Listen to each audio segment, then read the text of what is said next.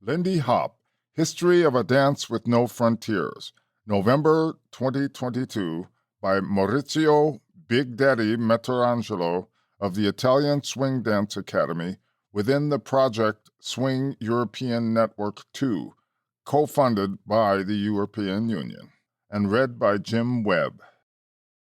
Introduction by Maurizio Big Daddy Meterangelo of the Italian Swing Dance Academy. This audiobook is a brief summary of the forthcoming book. It is the result of many decades of experience and research combined with the desire to spread the history and culture related to swing music and its visual expression called Lindy Hop. In 2013, my life was transformed by my introduction to the Queen of Swing, Miss Norma Miller, the last survivor, 1919 to 2019, of the most famous Lindy Hop group, the Whitey's Lindy Hoppers. Norma was the only original Lindy Hopper to pursue the culture of swing dance as a way of life until the end of her long career that lasted over 80 years as a performer, choreographer, comedian, writer, speaker, and singer. Her personal dance groups performed with the greats of jazz and swing such as Duke Ellington, Count Basie, and Cab Calloway throughout the 50s when Lindy Hop was already forgotten. Norma was the first to write a book about the Lindy Hop called Swingin' at the Savoy, her autobiography in 1996. 11 years before the equally precious biography of her teammate, Frankie Manning. After Frankie's death in 2009, Norma took up the baton and became the ambassador of swing and Lindy Hop, tirelessly traveling around the world and planning new shows, eventually returning to the stage as a singer with the Billy Brothers Swing Orchestra from 2014 to 2018. After personally overseeing the re-edit of her book, Swing Baby Swing, in 2017 and then 2018, as well as the publication of the CD with her unused original songs, A Swinging Love Fest, in 2017. She personally handed me the task of continuing to write the history and stories of this fantastic world called swing. Lindy Hop, History of a Dance with No Frontiers, is the ideal follow-up to Swing Baby Swing and focuses on the history of the Lindy Hop in Europe since the 80s, when Frankie Manning taught the Lindy Hop in Herang, Sweden. It's been about 40 years since we first embarked on this wonderful adventure. And now, starting from the following quote by Norma Miller, I wish you good listening. The Lindy Hop was created in Harlem at the Savoy Ballroom with black dancers to the sound of the big bands, and although Harlem created it, the Lindy Hop belongs to everyone. Chapter 1. What, When, Who, Why, by Francois Pedriot of the Syncopation Society. What is commonly called jazz is a musical style born in the United States at the beginning of the 20th century. It is the result of a 3 centuries-long process beginning with the arrival on American soil of the first African slaves at the beginning of the 17th century. It is a Euro-African-American musical genre originally played by descendants of slaves. It is the music of emancipation, and at each successive stage, it has embodied the various movements demanding the most basic human rights for the African American community. Most historians agree that jazz was born in the red light district of Storyville, New Orleans, during the 1910s, when groups of African American musicians combined the brass instruments of military bands like trumpet, trombone, clarinet, and tuba with classical orchestral instruments, piano, violin. It is interesting to note that the history of drums as we know it today is also linked to the history of jazz. It was the New Orleans drummers of the time who first combined the bass drum, the snare drum, and cymbals traditionally played separately so that they could be played by a single musician. The pieces in the jazz repertoire of the time originated from classical music via ragtime, dance music, the quadrille, and European military music, the military march, as well as, of course, blues, field songs, and spirituals or religious music from African American communities. The melodic approach is what makes this style special. It comes from the spontaneous creativity of the musicians playing the melodies. This was initially expressed through melodies that were written and arranged in advance, as in the Orchestra of James Reese Europe, operating in New York with his Clef Club, a society for Black Americans in the music industry. Later, among the New Orleans musicians, it was expressed through improvisation by individual soloists. The most emblematic musicians of this new approach were Sidney Bechet, Louis Armstrong, Buddy Bolden, and Jelly Roll Morton. Following the closure of Storyville in around 1917 and rampant industrialization, the jazz orchestras moved to Chicago and New York. From 1920 onward, and particularly after the emergence of the record industry, jazz continued to evolve and grow in popularity. Thanks to this success, the ballrooms were expanded, and by the end of the 1920s, the traditional small bands had been replaced by big bands of up to 10 musicians. The most notable band leaders of the time include King Oliver, Jelly Roll Morton, Fletcher Henderson, and Charlie Johnson. Music continued to evolve, giving rise in the 1930s to swing and to the legendary orchestras of Cab Calloway, Duke Ellington, and Count Basie. It is also interesting to note that almost all of the current music focused on bass drum rhythms descends from the style born in Storyville. Arrival in Europe. The first official jazz concert on European soil was held on February 12, 1918, in Nantes, France. It was performed by the orchestra of the 369th Infantry Regiment of the American Army, the Hellfighters, led by Lieutenant James Reese Europe. This group, in whose music combined alternating elements of ragtime, upcoming jazz, Black folk music from the South, military marches by John Philip Sousa, etc. Composed exclusively for African American and Puerto Rican musicians, was met with great enthusiasm from the French population in the towns and villages where they performed. Subsequently, jazz spread and became established in the capitals of Europe. In 1925, the show La Revue Negre premieres in Paris, starring Josephine Baker and 20 African-American artists, including Sidney Bechet and Claude Hopkins as bandleader. This unique creation features an authentic Black culture. Following the disaster of the First World War, and despite the colonialist thinking of the time, this new style brought a breath of fresh air to the old continent. The warm welcome it received among the musicians and dancers of the time has persisted today. Connection to dance. As long as there has been music, it has been connected to dance.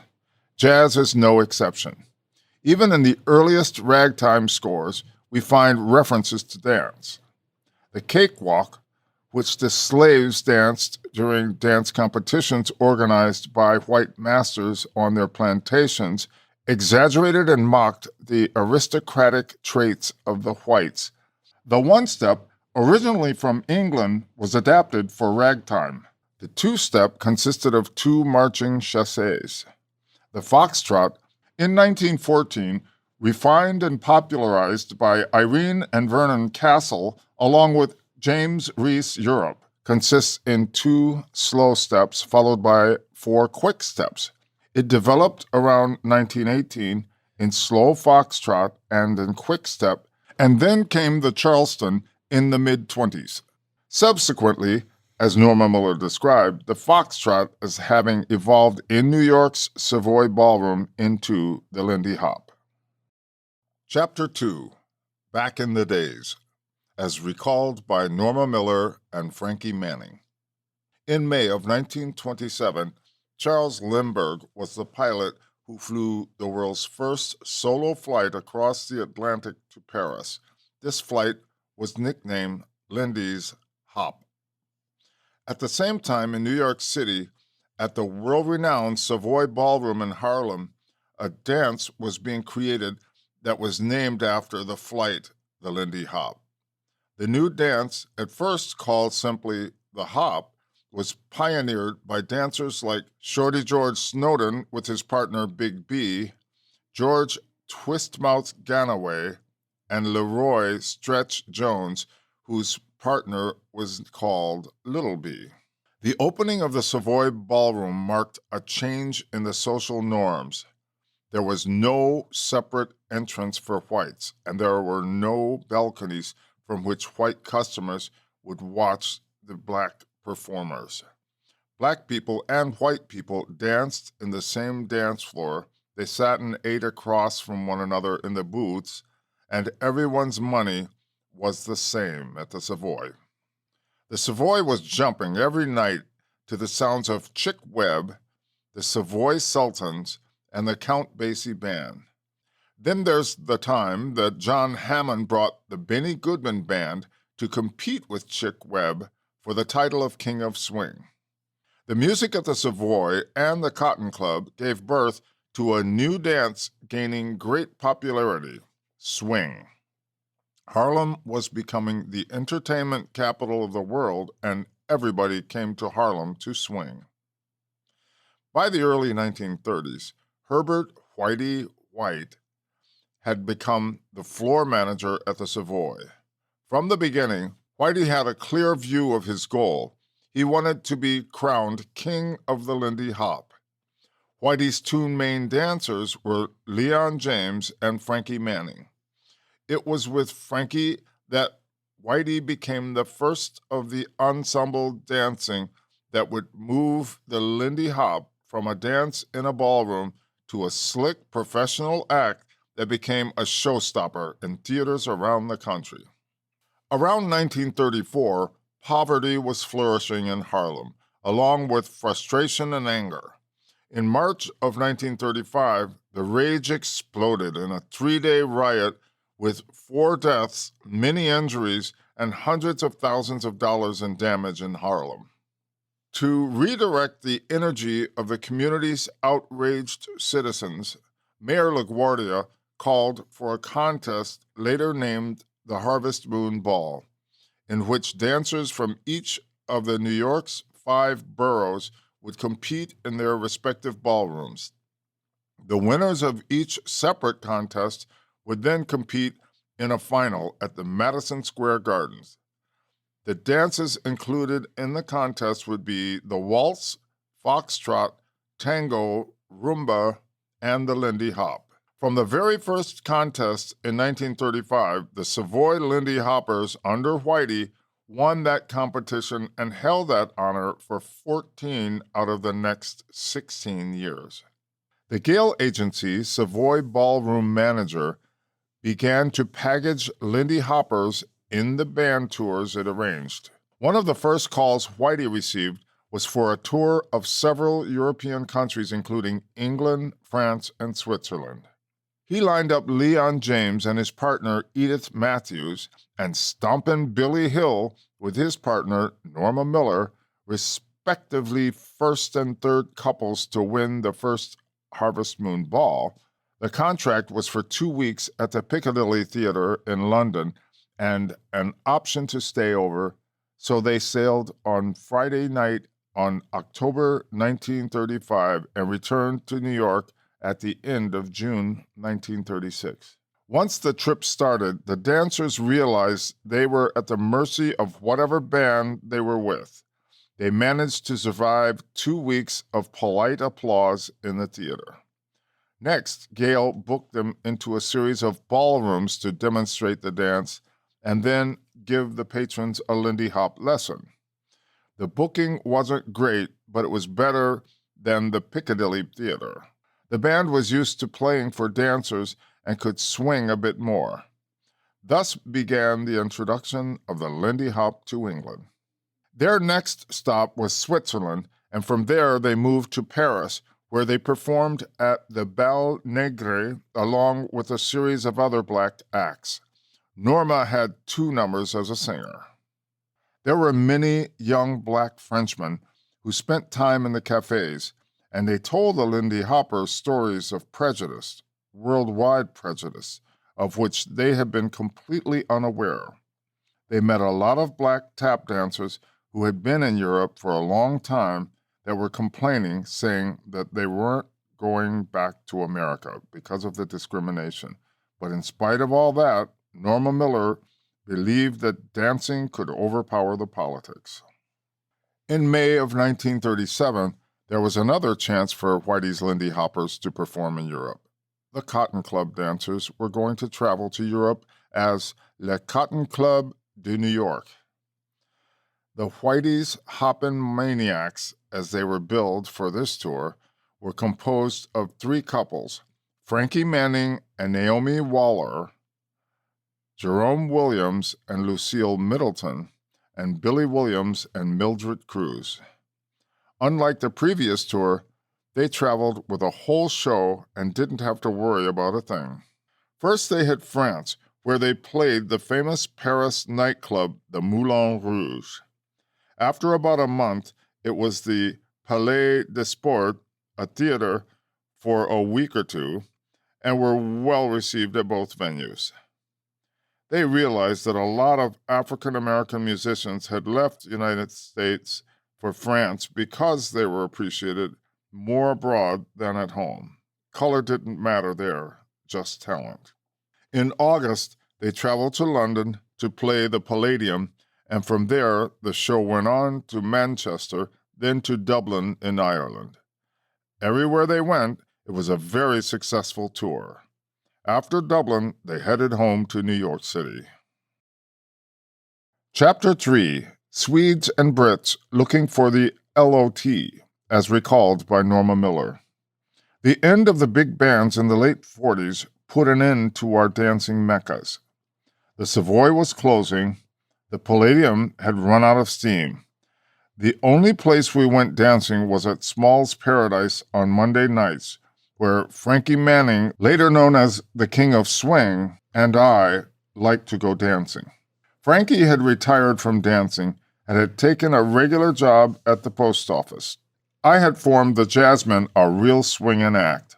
However, we still went dancing whenever we could. Then a group of dancers in New York formed the New York Swing Society and opened a club in downtown New York called the Cat Club. They had dancing on Sunday nights, and we became regulars. The first of our dancers from the original Whitey's Lindy Hoppers was Al Minns, who became teacher at Sandra Cameron's dance studio in New York. He went over to Sweden and began teaching, and that led to the formation of the Swedish Swing Society. Meanwhile, swing dancing was being stirred up in Europe. Swedish dancers from Stockholm began doing workshops over here. Then dancers from the UK would come over and do workshops with us. Leonard Westerland was the founder of the now famous Herang Dance Camp, a camp he dedicated to the black dancers in America. That was where Frankie Manning began teaching Lindy Hop to the new dancers, and the Swedes formed their first dance act based on the Lindy Hop. This act at the Herang Dance Camp was called the Rhythm Hotshots.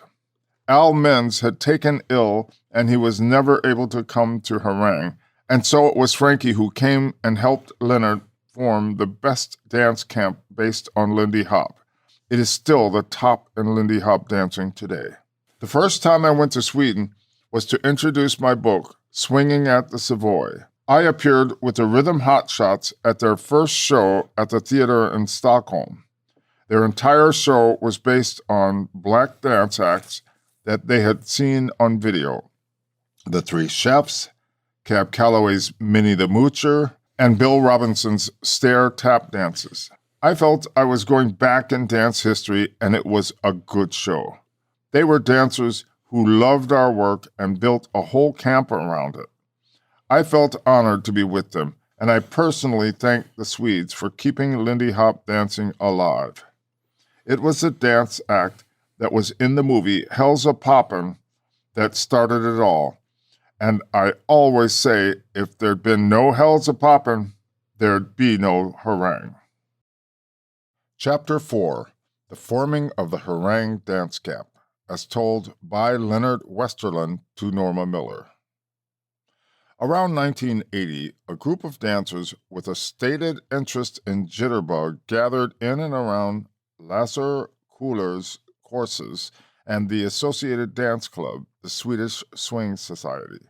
In 1983, Anders Lind joined the Swedish Swing Society, or SSS, and approached me with a stack of photographs that he had made at the Stockholm Museum from the book Jazz Dance by Gene and Marshall Stern.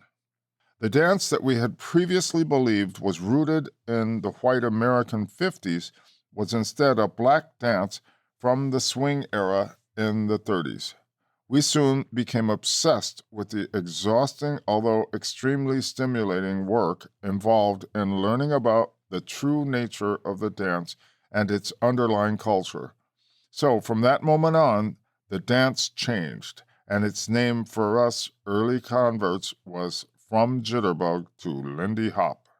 In May 1984, Anders Lind, Henning Sorensen, and I went to New York to attempt to contact one or more of the dancers we had seen in the films A Day at the Races in 1937 and Hell's a Poppin' from 1941. We came into contact with the Sandra Cameron Dance Studio and were told they collaborated with an early African-American dancer named Al Minns. We met Al Minns and we became acquainted with him, and that led to our having the benefit of his being our guest and teacher in Stockholm in the fall of that same year. In 1990, the early work within the rhythm hotshots was receiving wider recognition, and with the group's invitation to frankiemanning and their engagement in Herang Dance Camp of 1989, founded by the SSS in 1982, the true original form of Lindy Hop began to dominate the scene.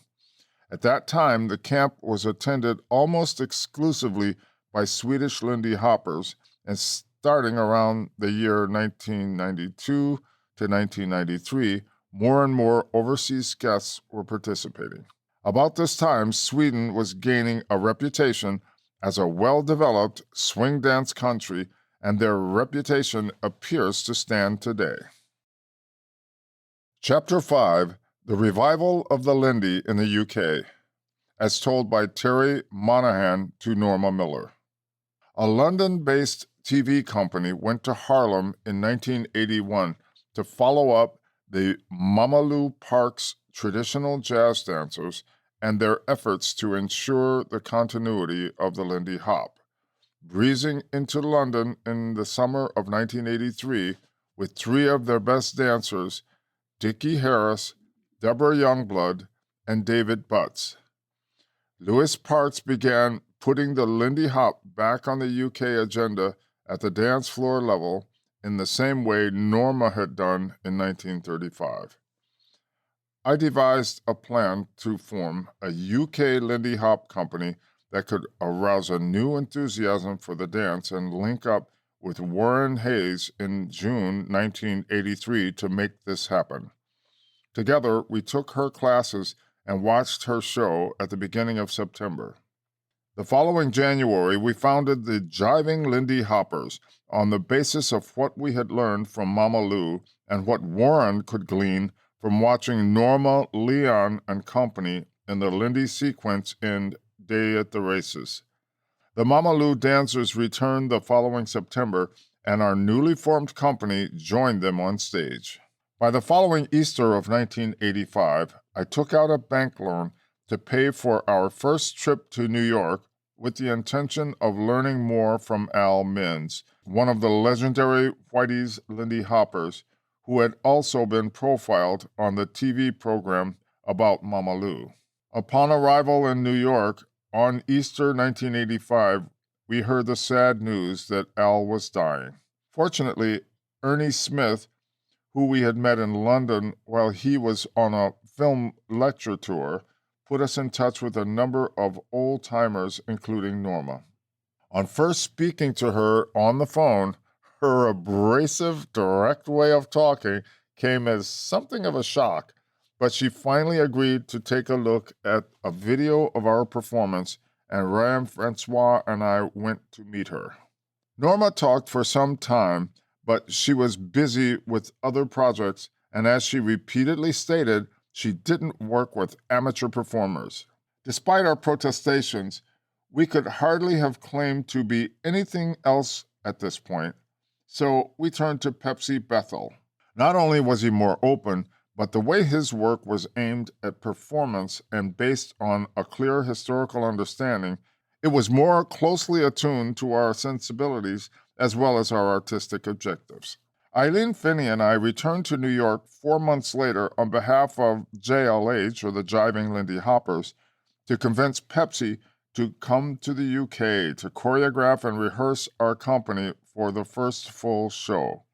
We were able to record some of our first performances that sufficiently impressed Pepsi to take on our project, including our one and only date with the Count Basie Orchestra when led by Thad Jones.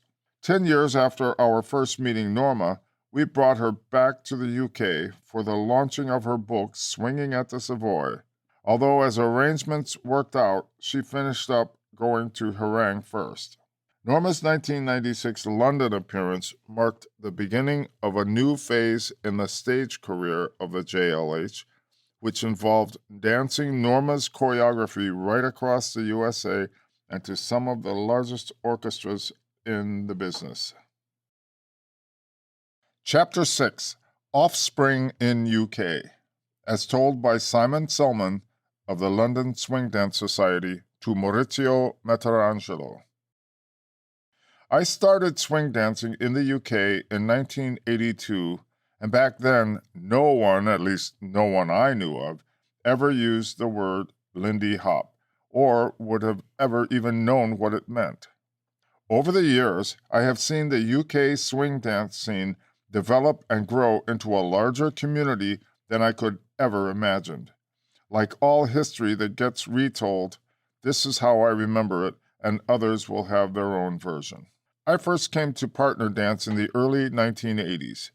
I was lucky to sign up for a course with Warren Hayes, a young teacher at DanceWorks, that after only 3 weeks turned his ballroom class into a rock and roll course, and I never looked back. A new and growing modern jive scene was taking London by storm, a style which remains popular today, as well as a strong rock and roll scene. In 1984, I joined the Le Rock performance team and was soon teaching for them. In 1985 and 6, you would find me dancing rock and roll on Monday nights at the 2i. Great music, wonderful atmosphere, good variety of dancers, and DJ Nino, who did a regular spot playing a 30-minute big band swing interlude. I bumped into my old dance teacher, Warren Hayes, who invited me along to his classes. He was no longer teaching rock and roll, but Lindy Hop, and his style of Lindy was based on what he had initially learned from a visiting guest artist to the UK, Mama Lou Parks, back in 1983. Warren had teamed up with the passionate dance historian Terry Monahan to create the Jiving Lindy Hoppers. Many of the dancers who started swing with the JLH still teach today, such as Ryan Francois. Warren's class was my first official introduction to the Lindy Hop, and a decisive turning point for me. In 1986, I went to New York for dancing. Terry Monahan recommended I check out the New York Swing Dance Society, and I attended a dance class with Margaret Bachuchuk and their dances at the Cat Club. I came back from that trip determined to promote swing music and the Lindy Hop. That same year, I founded the London Swing Dance Society, although at first it was mostly talk and not much action. Ryan and several JLH members split away from the JLH to form their own performance group, Zoots and Spangles. I combined my classes with studying many old movies on VHS video recordings and took advantage of meeting original dancers like Frankie Manning and Norma Miller on my travels. I also brought my previous modern jive and rock and roll experience into the mix, although I eventually went on to teach swing because that felt like the only way I was going to have more people to dance Lindy with. By 1987, I was running various dedicated DJ dance nights around central London, now playing exclusively swing, rhythm and blues, and rock and roll, and occasional live band gigs. Where possible, myself and my dance partner at the time, Amelia Hill, were working together with live musicians performing and teaching, and we too were spreading the gospel of swing. I was asked to produce a dance for the biggest event at the time, and thanks to Jazz FM, it received a lot of publicity that brought Lindy Hop to the attention of many new dancers. I started running occasional parties at the 100 Club on Oxford Street under the name Mr. Kick's Jazz Dance Nightclub, which would eventually become a regular and renowned Monday night party called Stompin'. And I am proud to think that Stompin' was a stepping stone for the rich live swing events we enjoy in London nowadays. In 1990, myself and Amelia had met Leonard Westerlund and Katrine Lundgren of the Rhythm Hotshots in a London show with the Jiving Lindy Hoppers, along with Steve Mitchell and Aaron Stevens and Jonathan Bixby and Sylvia Sykes. They later told us about the new dance camp called Herang. They had Frankie Manning and Chaz Young teaching, so we went over for a full week training every day and dancing every night. Also taking lessons from the Hotshots, whose style of swing at that time was heavily influenced by Al Mims. It was this camp that gave me the confidence to take a year off work and become a full-time professional swing dancer. The 1990s is truly when the swing revival or swing renaissance took place, as once again swing was making waves in the media. My team and I were featured a lot in the media, on radio, television, or in magazines. The now regular Monday night Stompin' at the 100 Club was thriving with a reputation across the world. It was a must-go event which brought together avid dancers, newcomers, and international travelers. Stompin' ran weekly for over 20 years and is still, to date, one of my proudest achievements. New classes and events were opening, but the two biggest were Stompin' and in 1991, the Jitterbugs Dance Club, run by Sing Lim, with lessons by Ryan Francois and Julie Oram. We were now busy teaching and performing all across the UK, from Cornwall to Scotland, and being invited internationally to dance camps that were now springing up across Europe and America, and later even Russia and Japan, including yearly, actually for 20 straight years, at the Herang Dance Camp every summer in Sweden. At the start of the revival, New York, LA, Stockholm, and London were the envy of the world when it came to swing dancing. In London, we had a great social scene with plenty of live music, whereas we didn't have the competition scene they had in places like Sweden or America. Then in 1998, the Gap Khakis swing commercial came out worldwide, and suddenly everyone who wasn't already on the scene saw the dance for the first time. Media visibility helped the Lindy Hop reach more and more people. New dance clubs, DJs, and teachers were jumping on the bandwagon. This new influx changed the scene notably. Once the community grew beyond a number of people who could all fit within the same room, the scene spontaneously divided itself in groups which were more independent from one another. In 2009, Swing Patrol came to London from Australia and set up a franchise-like dance school, growing the existing scene. This new format encouraged smaller local groups and events to flourish, as opposed to the larger community-wide dances that had dominated until then.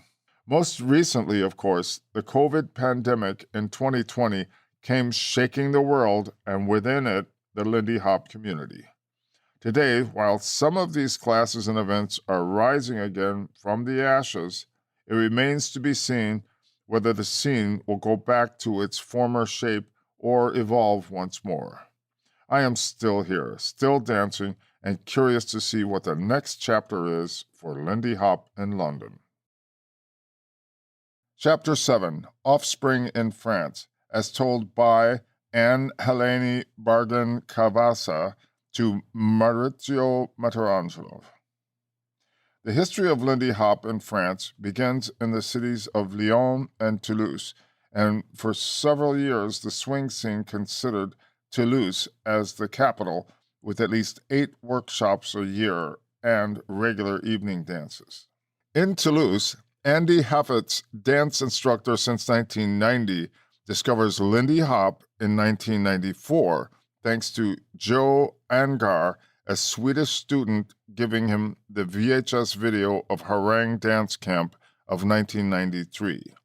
On April 21, 1994, there is the first Lindy Hop demo with Benedict Costadot Lamarck during the dance conference, The History of Swing Dance from Cakewalk to Rock and Roll, organized by the UPS University.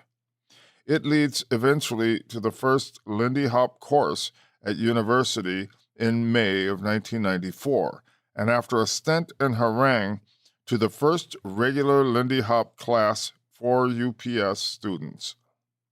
From 1994 until 2000, the team of instructors regularly organized 2 courses per year, also open to dancers from outside the UPS. The teachers are the instructors of the university and international teachers such as Jiving Lindy Hoppers, Frankie Manning, the Rhythm Hotshots, Angela Andrews and Dennis, Bill Brodgia from the USA, and Ryan Francois and Jenny.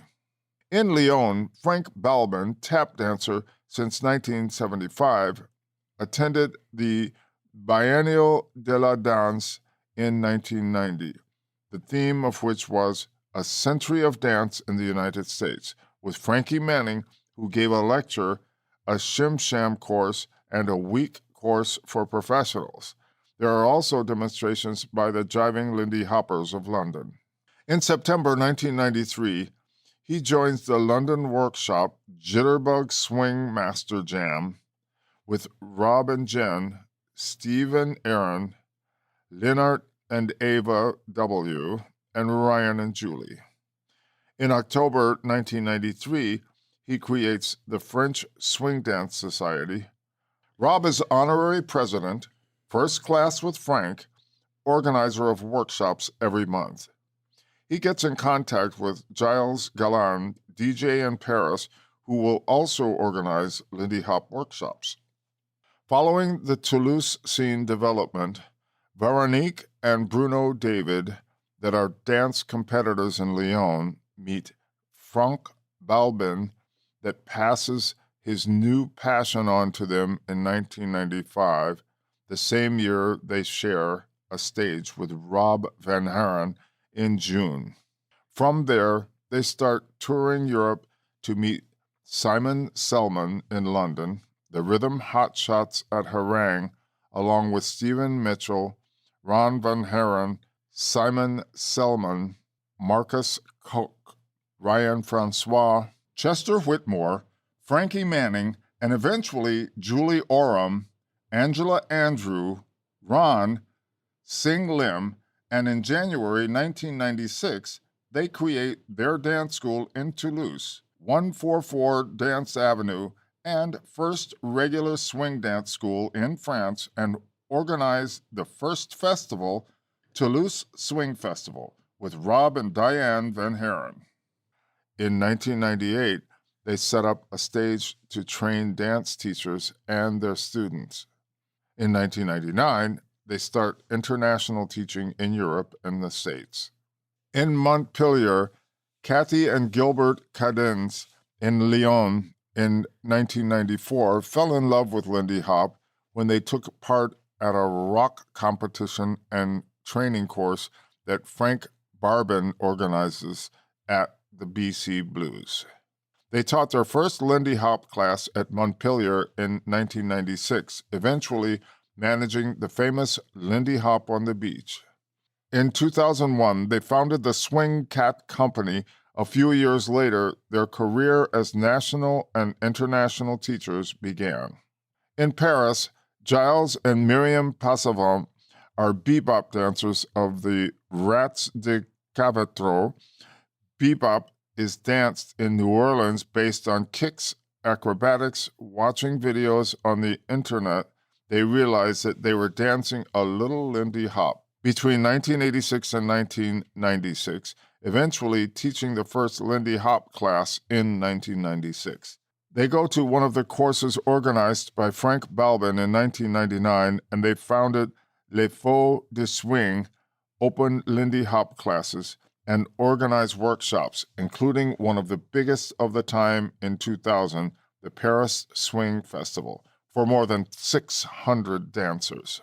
We may say that the artists above mentioned are the first generation of French teachers, and thanks to their efforts, Lindy Hop has developed, resulting in the second generation, Anne-Helene and Bernard Cavassa in Toulouse, Fabrique and Geraldine Guitar in Toulouse, Terence Linsola in Montpellier, Spirit of Lindy in Paris, that was given their testimony. Chapter 8, Offspring in Italy, by Maurizio Meterangelo of the Italian Swing Dance Academy.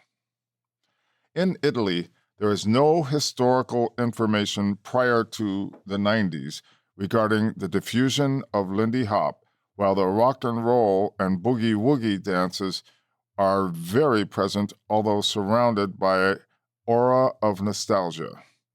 In the 80s, we witness a flashback thanks to the spread of rockabilly, and at the same time the jive comes to life among the youngest, which will prove to be fundamental in preparing the ground for Lindy Hop. My live musical journey that started in September 1980 led me to found the Billy Brothers Band in September of 1990, initially focusing on rockabilly, doo-wop, and jive. Thanks to the notoriety acquired in Italy, in 1995 we performed in England for a festival and for an evening at the 100 Club in London. In the well-known London club, Simon Selman of the London Swing Society operates with his Stompin' Mondays dance evenings with live music and Lindy Hop lessons. It must be said that in addition to being a musician, in the meantime, I have become a jive dance teacher, and therefore I enthusiastically throw myself into my first Lindy Hop lesson, and I discover a new world. Back in Italy, I immediately get in touch with all of the dance teachers I know in Italy, but none of them have ever heard of Lindy Hop. So I began my research before the internet, while continuing with the band's concerts at the 100 Club and at the Jitterbug in London with Julie Oram, where contacts, dance classes, and historical music research thus are intensified. Thanks above all to Simon Selman, from whom I purchased CDs, VHS with Frankie Manning's lessons, books on swing and jazz material that also allow me to definitively focus the repertoire of the renamed Billy Brothers Jumpin' Orchestra towards rhythm and blues and the style of the black orchestras, so much so that at the beginning of the 2000s, the Billy Brothers Orchestra is one of the very few bands for Lindy Hop dancers in Europe. In 2002, in London, we were called to play at an event organized by the dance group of the Jivin' Lindy Hoppers with Warren Hayes in honor of Frankie Manning, accompanied by Chaz Young, and it is in the presence of such personalities that the history and culture of Lindy Hop take a divisive leap forward in my thirst for knowledge. In the meantime, in Italy, the culture and music diffusion I have undertaken infects Eddie Ceccarelli, who in Rome in 1998 opened the first official Lindy Hop course in Italy. Within a few years, many other Roman dance schools will open with his former pupils. It is necessary to wait until 2004 for the second dance school in Italy, in Genoa, by Bruno Rossi. In the following years, Bruno Rossi's school will bring Frankie Manning in 2005 to Italy for the first time and will organize from 2008 to 2011 two different festivals, the Swing Brother Swing in Bologna and Shout Sister Shout in Rome, which will be the first large-scale events with Lindy old-timers Chaz Young and Sonny Allen, with many established teachers from the U.S. and Europe and various emerging teachers. In 2005, the first Lindy Hop course by Vincenzo Fessi and Isabella Gregorio came in Como, which will lead to the organization of the renowned Swing Crash Festival in 2006. From there, the Lindy Hop was spread throughout Italy, reaching its peak around 2012 and continuing to grow until the arrival of the pandemic. Widespread growth has seen the fragmentation of historically larger communities and the emergence of dance schools, improvised and interested more in the fashion of the moment than in the historical cultural content of the dance. In 2010, in Pescara, Italy, Roberta Bevilacqua and I formed the Abruzzo Swing Dance Society, later called the Italian Swing Dance Society, starting swing dance courses in the neighboring regions and organizing in 2011 the Swing on the Beach Festival, to date the most long-lived in Italy, and in 2014 the first LOT, that is Lindy Oldtimers, dance event. In May 2014, we brought Miss Norma Miller to Italy for the first of many visits, followed in 2016 by Chester Whitmore. Norma Miller's meeting, collaboration, and affection gave birth to the CD A Swingin' Love Fest in 2017, with the songs sung by the Queen of Swing, together with the Billy Brothers Swing Orchestra, followed by a European tour in 2017, an Italian tour in 2018, the updated reprint of the book Swing Baby Swing in 2018, and the band's definitive specialization in the repertoire of the black orchestras, many of whom performed at the Savoy Ballroom.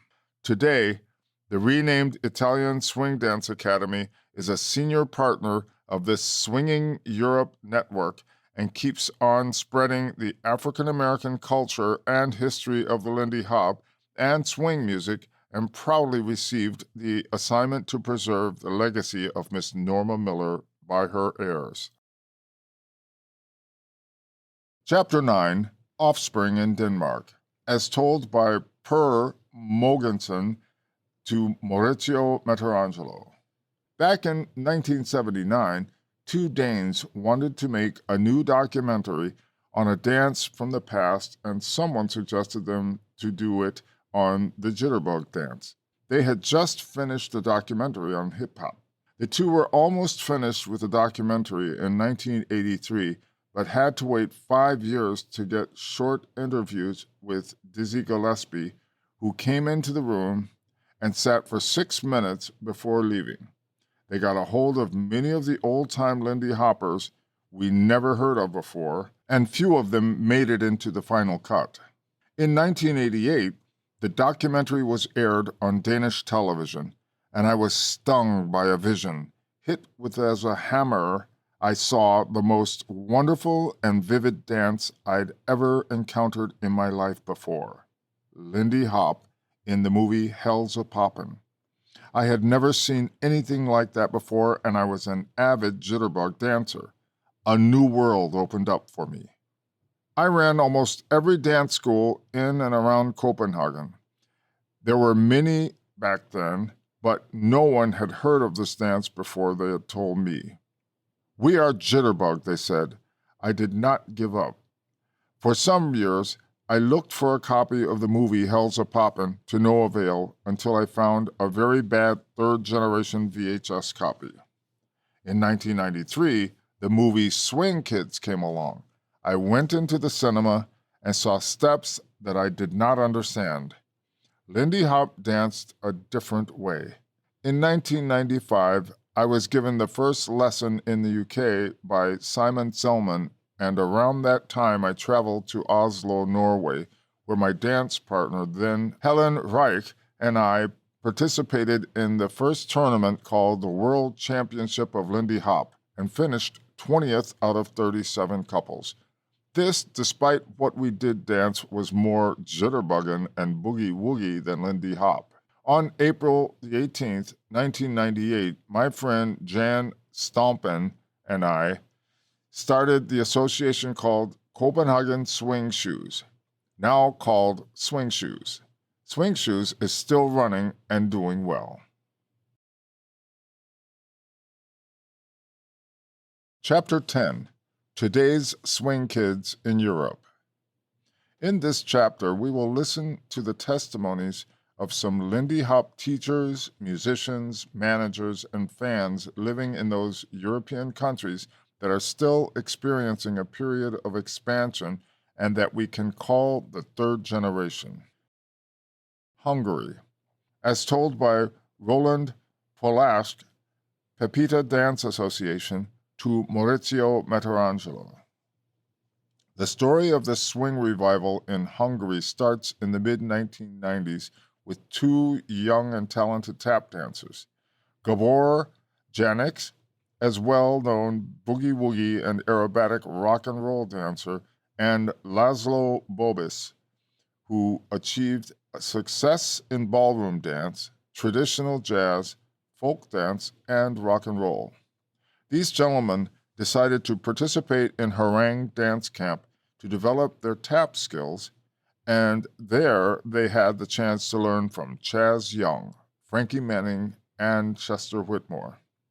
After a while, they started to teach Lindy Hop in Hungary, so there were classes, and the first swing performance groups also started to form. The jazz music scene was also active and sparkling in the late 1990s with groups like the Hot Jazz Band and Benko Dixieland Band. In the early 2000s, the forming Lindy Hop scene was some kind of subgroup within the boogie-woogie community. Then some schools appeared, which were teaching only swing dances, and furthermore, some teachers started to run their classes on their own. In the second half of the 2000s, swinging weekly parties got started alongside with the first international event held in Hungary, the famous Lindy Shock, both organized by Keep Swinging Association. In the early 2010s, the community was bigger than ever, and people used to take part in international events, workshops, and parties. On the other hand, a new generation of teachers, organizers, and dancers had different visions of the future of the swing lifestyle. Keep Swinging Association extended its activity to weekly classes and made a big step toward the international scene. At the time, Monica Hibale, Akos Bolyaki, and Roland Polash founded the Pepita Dance Association in order to create something of a higher quality, fresh and new, that resulted in hosting the International NYE Exchange and the famous Ice Swing holiday. Pepita and Keep Swinging were both growing in the second half of 2010s, providing the next generation of dancers and teachers to the swing community. Nowadays, Pepita and Keep Swinging are the biggest swing-only schools in Hungary, delivering their international events, camps, workshops, parties, concerts, etc. However, smaller players also appeared, such as Simply Swing, BPM, Swing Dance Corner, and Alba. Finally, the future of the Hungarian swing and jazz community is exciting and turbulent, something you must follow. Slovenia. As told by Ales Kolar of Vintage Swing to Maurizio Meterangelo. Slovenian first contact with swing dancing was after the Second World War, and American soldiers were stationed in Trieste, which is practically at the border of Italy and Slovenia. American soldiers brought American jazz music with them. They danced to it, and people started to call the dance Shuskan, which means the one from Trieste. But at the same time, it could not have greater effect on Slovenian culture, as Slovenia was part of communist Yugoslavia, and everything American, including the saxophone, was banned. So young people danced it in secret at parties. The true beginning of swing in Slovenia was in the year 2004, when American with Slovene heritage Savoy Sinkovic started to teach the six-count East Coast swing that he had learned in New York. He reached out to the existing rockabilly community, connected with them, and started classes. In 2005, the first Slovenian Swing Rockabilly Society was formed, called Vintage, and the elected president, Ales Kolar, who is still in office today. This was a new step, as Vintage started to organize big swing dance events, concerts, dances, and media. With all of the society's hard PR work, they picked up on their activity, and people got to know the swing dance culture and style, and more students enrolled in classes, so the scene started to grow. The first weekly parties were held in Ljubljana. After some time, another swing society formed called Sweet Swing. In 2007, they managed their first formal swing festival in Slovenia, Sweet Swing Festival. In 2008, Vintage Swing Festival was born and still remains today as the festival with the longest swing tradition in Slovenia and all of the former Yugoslavia. From Slovenia, swing spread with the help of Slovene teachers to Zagreb, Croatia, and from there to Belgrade, Serbia, where new swing dance scenes were created. Greece. As told by Iphigenia Diamanti, Swing in Greece, to Maurizio Meterangelo. Retro love spirit. In modern Greece, first made its appearance in 2007, when the Greek band Iman Baldi, a popular dish in both Greek and Turkish cuisine, released remixes of the 1930s, 40s, and 50s Greek songs with a modern twist, gaining extreme popularity and paving the way for what was to come. The musical genre gradually gained popularity along with the first Django Athens Festival, organized in 2009, and little by little, bands playing swing or gypsy swing started to emerge. At some point, there was a plethora of bands, some of which are still producing music, while others gradually declined. The Speakeasies Swing Band, the Storyville Ragtimers, Jeepers Creepers, Gajo Dilo, Manusha Diminuita, Jazzmatazz, Penny and the Swing Cats, today the Swinging Cats, Vanilla Swing, Swing Shoes, Belleville, Crime Swing Investigation, The Dead Hoofers, Swingadelics, Swingazoo, to name a few.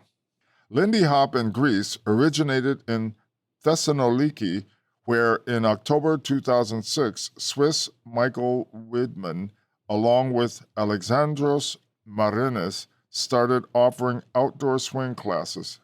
It soon became so popular that they rented a space and started offering classes there, along with Christina Lukaki and Rania Evangelino under the name of Lindy Hop Greece. A couple of years later, the first swing dance and Lindy Hop school of its kind opened in Athens, which soon separated into two. The Athens Swing Cats, Josephine, Ben, Christina, and Athens Lindy Hop, Mariangela, Maria, and later Alexandros. Those were the first three dance schools in Greece. Lindy Hop gradually affiliated their brand name with dance groups and schools in the cities of Kalamata, where Michael Widmer moved, Zanti Kavala, Drama, Larissa, Vols, and Shania, which came on to form another one in neighboring Rethymno, both on the Isle of Crete. Today, there are over 20 schools, associations, or groups throughout Greece. Swing in Greece has been unstoppable since the start in 2013. Conclusions. I've heard some of the dancers in workshops discussing their concerns for the future of swing dancing, but take it from me. You don't have to worry about swing. It has gained its place alongside all great music. With composers like Duke Ellington, Count Basie, Chick Webb, and Benny Goodman, swing will always be with us. And, as Norma Miller would say, as long as there's swing music, there will be swing dancing. The end. Sources: Swingin' at the Savoy, The Memoir of a Jazz Dancer, Norma Miller, Yvette Jensen, Temple University Press, 1996. Swing Baby Swing, Norma Miller, Italian Swing Dance Society, 2018. Stompin' at the Savoy, The Story of Norma Miller and Alan Governor, Candlewick Press, 2006. Frankie Manning, Ambassador of the Lindy Hop, Frankie Manning, Cynthia R. Millman, Temple University Press, 2007. Author, Big Daddy Maurizio Meterangelo, board member of the Italian Swing Dance Academy, band leader of the Billy Brothers Swing Orchestra and of the Hoofers Club, double bass player, singer, arranger, writer, Lindy Hop teacher, swing historian, artistic director, Swing on the Beach, LOT, Lindy Oldtimers, MC, DJ, cultural agitator, and passionate about all that's swing, Big Daddy is the first one to spread the Lindy Hop in Italy back in 1995. Nowadays, 5 years of cohabitation with late Norma Miller makes him the custodian and curator of the African American heritage of swing music and dance in Italy. YouTube channel, All That's Swing. Lindy Hop, History of a Dance with No Frontiers, November 2022, by Maurizio Big Daddy Meterangelo of the Italian Swing Dance Academy within the project Swing European Network 2, co-funded by the European Union. The narrative is subject to the perspective and personal experience of the persons involved in this book. Hence, it does not represent the vision of all SEN2 partners. All rights reserved. No part of this publication may be reproduced, stored in a retrieval system, or transmitted in any form or by any means, electronic, mechanical, photocopy, recording, or otherwise, without the prior permission of the author.